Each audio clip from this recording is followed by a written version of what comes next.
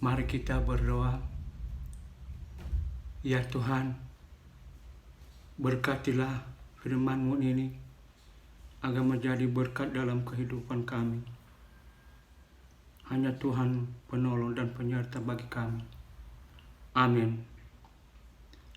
Bapak Ibu yang dikasihi oleh Tuhan Yesus, firman Tuhan kepada kita yaitu Daniel pasal 1 ayatnya yang ke-17. Daniel pasal 1 ayat yang ke-17, saya akan baca kepada kita. Kepada keempat orang muda itu Allah memberikan pengetahuan dan kepandaian tentang berbagai-bagai tulisan dan hikmat.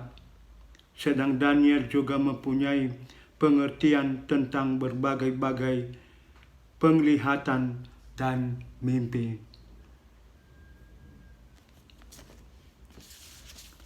Bapak Ibu yang dikasihi oleh Tuhan Yesus, firman Tuhan ini adalah kisah mengenai Daniel.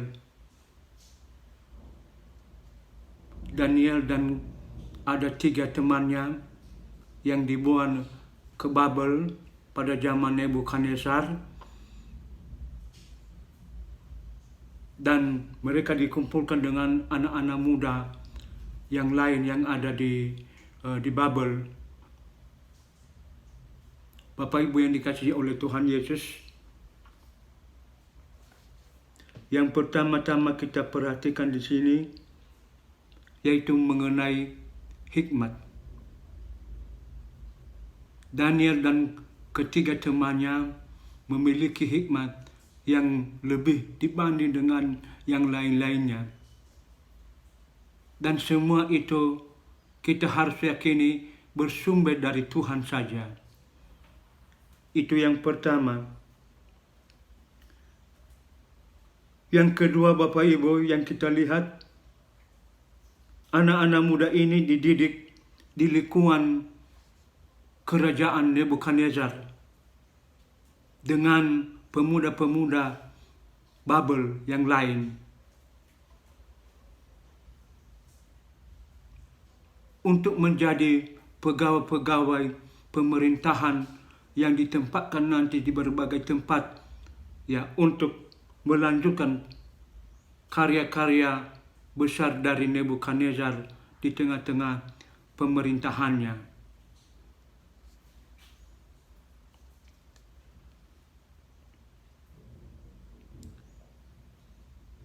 Tetapi Bapak Ibu, yang perlu kita ketahui dalam cerita ini, yang mesti kita harus baca dari ayat pertama sampai dengan ayatnya yang ke-21. Itu semua adalah cerita mengenai Daniel dan 3 temannya pada awal sekali sampai ke Babel. Nebukadnezar memerintahkan supaya pemuda-pemuda ini benar-benar menjadi anak-anak muda yang khusus. Maka mereka harus dididik, mereka harus diberi makanan yang sehat, dan diasramakan selama 3 tahun. Nah, dalam asrama inilah ada sebuah peristiwa yang sangat membantu kita untuk memahami hikmat Allah. Daniel dan teman-temannya menolak untuk menikmati makanan yang telah disiapkan oleh kerajaan, yaitu daging dan anggur. Bagi Daniel itu pada ayat 8 itu jelas-jelas dia mengatakan tolong supaya makanan itu tidak diberikan sama kami. Dan pimpinan dari istana itu sangat takut. Dia takut karena nanti raja bisa marah kepadanya. Dan kalau kita lihat ceritanya, Daniel memberikan dia kekuatan. Kita coba untuk 10 hari. Kalau kami lebih sehat dan boleh dilanjutkan cara makan seperti ini, cuma sayur dan air saja. Tidak boleh daging dengan anggur yang dari raja itu. Nah, Bapak Ibu yang dikasihi oleh Tuhan Yesus, ini adalah sebuah keputusan iman dari Daniel dan teman-temannya. Ya, walaupun Bapak Ibu, kita harus tahu Israel memiliki makanan yang boleh dimakan dan tidak boleh dimakan. Sedangkan di Babel ya tidak mendapatkan pengajaran seperti itu. Nah, oleh karenanya dicoba 10 hari dan ternyata Bapak Ibu 10 hari dan diperhatikan justru Daniel dan teman-temannya lebih sehat. Memang peristiwa ini juga dianggap sebagai bagian dari pelajaran vegetarian yang hanya makan sayur saja supaya apa, tapi belum ada analisa yang mendalam tentang hal itu. Ya, tetapi umumnya yang makan sayur dibanding dengan daging-daging, ya memang makan sayur lebih baik.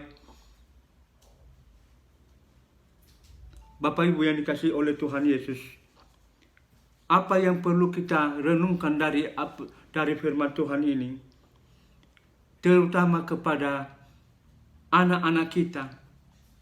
Kita diajari bahwa mesti pada waktu masih muda, ya, iman itu harus ditanamkan kepada mereka. Iman kepada Yesus itu harus ditanamkan melalui rumah tangga, melalui pengalaman-pengalaman Bapak dan Ibu di rumah. Mereka melihat contoh di situ, mereka akan melihat bahwa itu yang terbaik yang mereka pilih di kemudian di dalam kehidupannya. Itu yang pertama yang perlu kita perhatikan. Kemudian yang kedua, kita perlu mengajarkan anak-anak kita atau anak-anak muda supaya teguh di dalam imannya. Teguh di dalam iman kepada Yesus Kristus. Dan itu lagi adalah pengalaman-pengalaman hidup.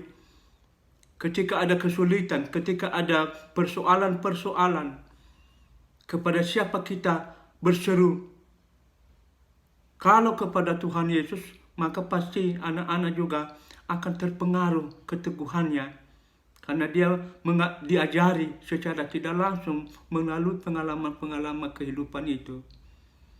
Tapi kalau kita bicara mengenai di sini kita ambil, di sini kita mencari sesuatu, maka juga terpengaruh di dalam kehidupan mereka.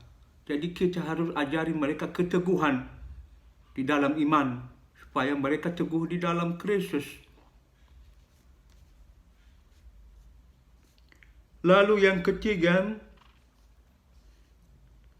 yang perlu menjadi pengajaran bagi kita melalui Daniel dan ketiga teman-temannya, bagaimana supaya anak-anak kita memprioritaskan gereja dibanding dengan kegiatan-kegiatan lainnya. Ada banyak kegiatan-kegiatan yang menyita waktu mereka, tapi bagaimana supaya gereja itu adalah bagian penting di dalam kegiatan mereka.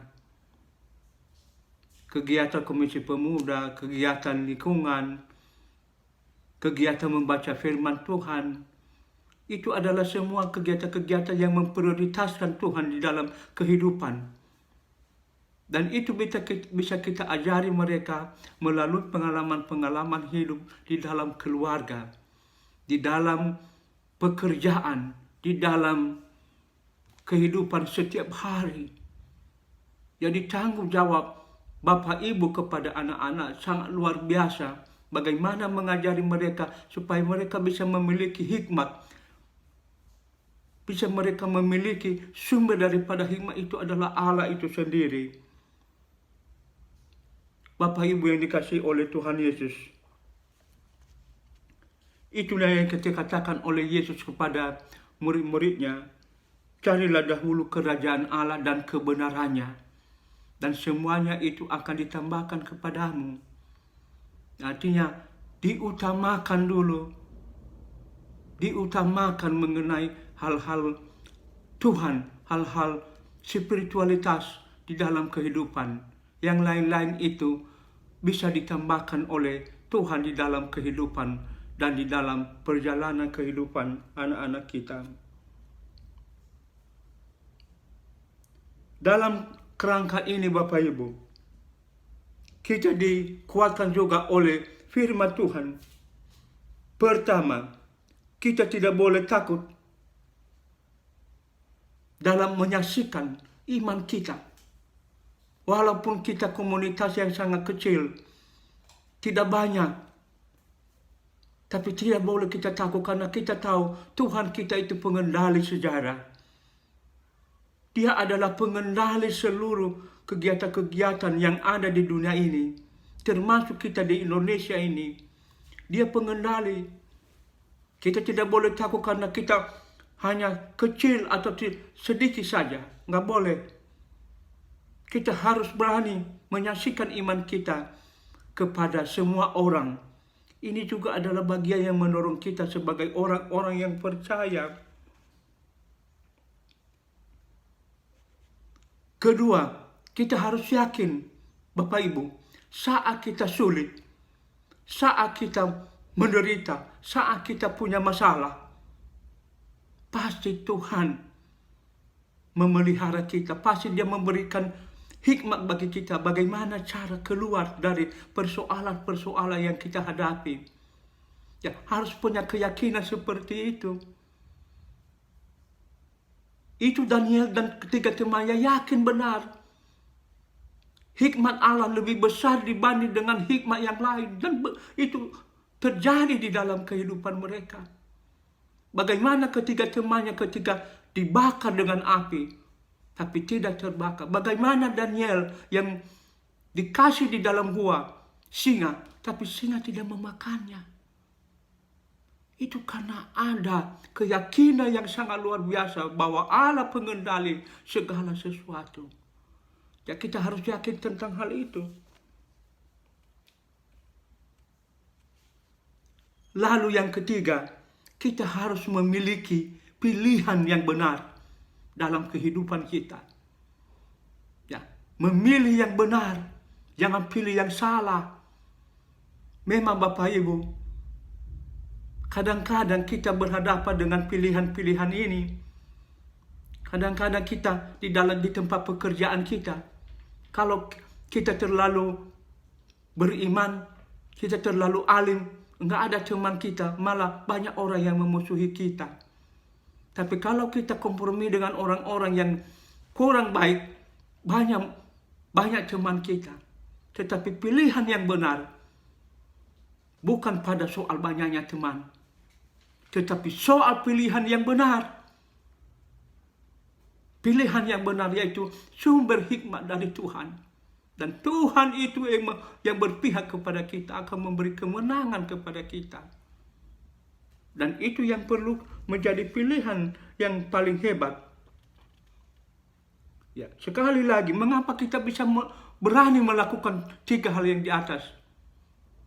Ya, karena ada keyakinan kita bahwa Tuhan itu pengendali segala sesuatu.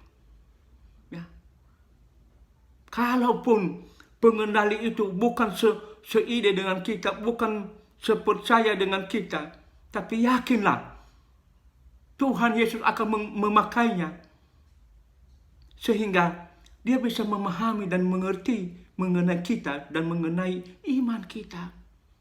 Dan itu adalah pekerjaan Tuhan yang sangat luar biasa melalui hikmat-Nya. Itu sebabnya Dia mengatakan kepada Daniel dan kepada keempat itu.